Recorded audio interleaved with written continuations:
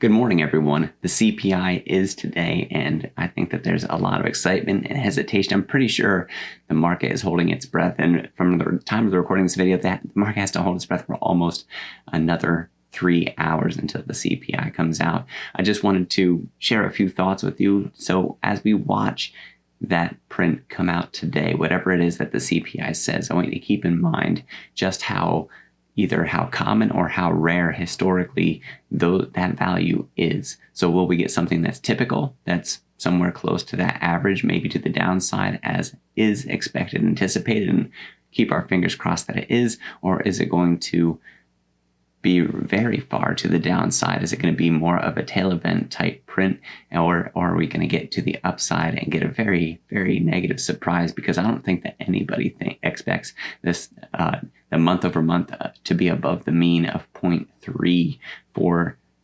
all items for CPI. I'm Dr. Stock, Doctor of Education, and I am tired. I was up until after midnight with my last video. I'm wearing the same shirt I swear I slept in. I got what I call my house coat on, just this free jacket. I'm pretty sure I have some bedhead. Let's take a look at some of the numbers that we have in the pre-market, and then I want you to take some screenshots of that CPI data.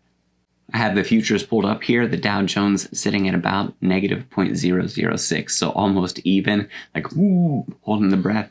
Same thing for S&P, negative 0.008. Awfully nervous. And then the NASDAQ just twiddling his thumbs and looking kind of frantic, like, I don't know what to do. I don't know if I should go to downside, upside. Honestly, the fact that it's just a little bit red, I think that to me, it's like, oh, well, at least in recent market conditions, pre-market goes a little bit red to send us with some green with all the volatility that we've been seeing. Same thing, we start a little bit green. Sometimes we go, 1% or so down to the downside in the red. Let's move over to the statistics for the CPI and see if it's really something we should be holding our breath about.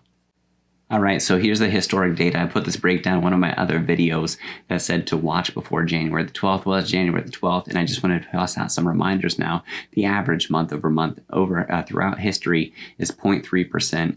with a standard deviation of 0.35%. So standard deviation, all you really need to know for this one is that if you subtract two of these from the mean, that gives you the most typical downside values, and then a 0.35 to the upside. When you add twice this number to the mean, then you get the most typical values to the upside. And so what I've done is I've made sure that all of those are highlighted in yellow. That's different from my last video. In the last video, I had only the things that happened at least 5% of the time highlighted. But for special purposes, because I want you guys to take a screenshot of this so you can see just how typical it is. So here the mean, 16% of the time historically, is where we see the CPI sitting, but these are not typical times. This is a time where we expect to see inflation having been strong, but also dropping steeply. And so we'll see if we meet that expectation. I think I didn't fact check it because honestly, I didn't look into the same data that they were looking into, but I think it was NBC or something like that. There was a guy being interviewed on there, and he said that in light of new data, and this is a look at historic data, I'm pretty sure they tossed out the number of negative 0.3. And if that is the case, that happens 1% of the time throughout history, happening only 11 other times, and then negative 0.4 only 7 other times. And according to the standard deviation, which, if this is perfectly normally distributed, would be super reliable that we would have it happening. Anything in this yellow would happen about 95% of the time. And actually, what the heck, let's go with equals sum. And then let's just grab all these and see what it comes out to be percentage-wise. Oh, very nice. 95% of the time, we have the values in these ranges from negative 0.4 all the way up to 1%. So what I want you to do, let me clear the screen for you. Just right around this area. Screenshot this table, and when you watch the CPI come out, when you see it finally print at 8:30 a.m. this morning Eastern time, bring up this table and let me scroll to the top so you can see what the headings are: month over month frequency and relative frequency. So these are the measures, and in this column with the percentages is what percent of the time that happens. And of course the frequency is just the raw number for the count for how many times that it's happened. So there you go, screenshot this, and then look and see, did we get something that's in this below 5% of the time area? Did we get a tail event, which would be anything up here?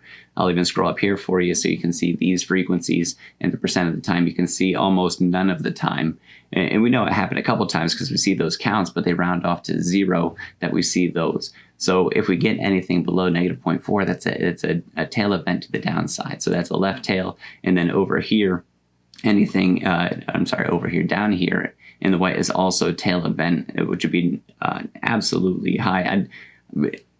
We're not going to get anything up here. That's so close to a guarantee that fine, I'll make a video making sheep noises for 1 minute if we get anything that ends up here in this white part of the high side, this right tail event. They happen in very rare circumstances, and certainly not at a time when we see inflation behaving the way that it has. So I will gladly make that sheep noise video if I'm wrong and we get that right tail event where it ends up down here.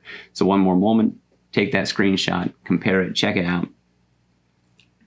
Looking at the year-over-year numbers, just one other screenshot that I want you to take from this. So based on, and I only have from negative 0.1 to 0.6 here, but you can follow some patterns to infer some things about the month-over-month for December for the projections that I have here. And these are factual values based on the index measure that we actually get.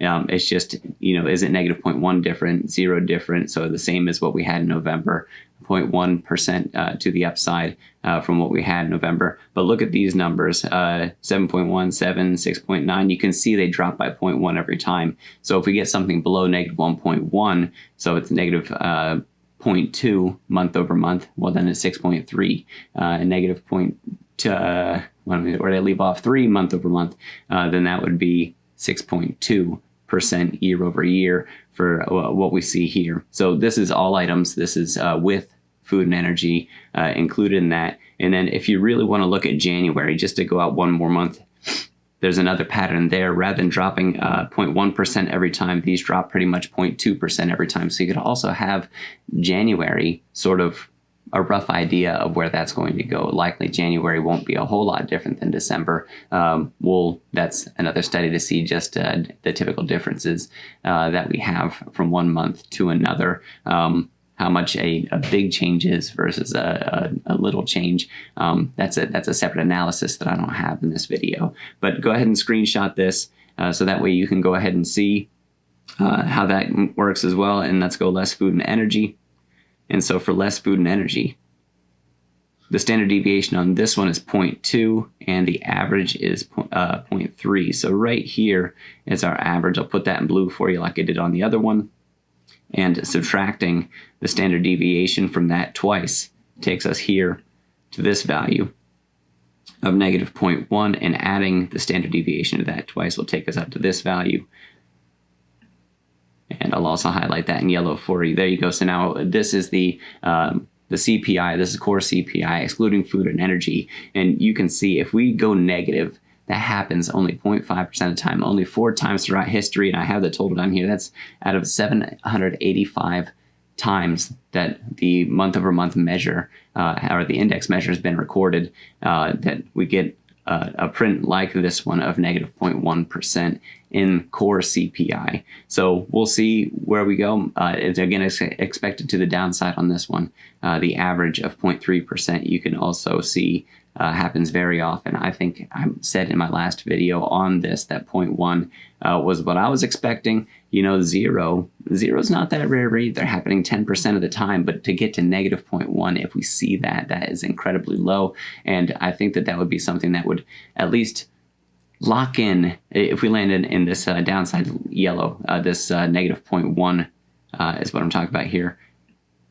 I think that this would give the Fed at least a little bit of reason, or I'm sorry, I misspoke about that. I think it would solidify or be closer to solidifying the 0.25 basis point hike. I think the Fed is going to give us another slap on the wrist in that rate hike at their next meeting, pretty much regardless of what print that we get, unless we get some tail type event to the downside to which the Fed might pause. So if we got something exceedingly rare, that would come from here. So maybe these left side tail events, I don't know about negative 0.2, but negative 0.4%, negative 0.3%.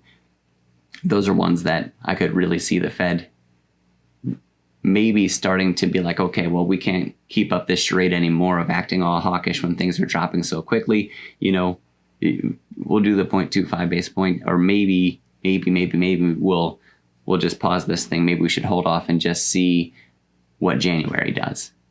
So go ahead and screenshot this so that way you have a table for not only the value that prints, but also just how common or how rarely that value does hit. Does it fall in line with expectations, market expectations?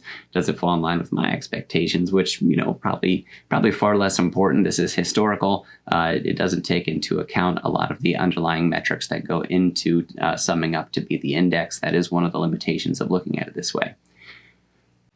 Here's the table for core CPI, and you can see the year-over-year measures that I have here highlighted in yellow. These are the estimates, or I'm sorry, these are the projections based on the month-over-month values that we get to print. And again, even though I don't have some of those lower values on here, like negative 0.2, 0.3, 0.4 that did show up in our values historically, again, you can count the pattern. It goes down by 0.1%, and then if you want to look out to January from there, going down from from bottom to top as we go down through those month-over-month measures, that we would drop down by 0.2% every time. So negative 0.2 would be 4.4%, for example, for year-over-year for January. So if you wanted to look at that as well, you can. I'll let you screenshot this one. Give you just a quick moment if you want to pause the video and do so now.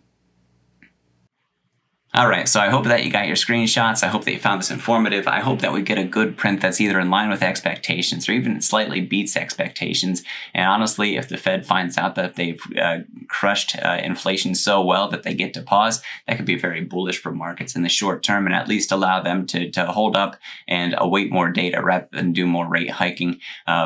Most likely, we'll end up seeing that 25 basis point hike. Maybe I have to eat my own words at 8:30 today. You know, and I'm okay with that. If it's good for markets, if it's good for the economy, so be it.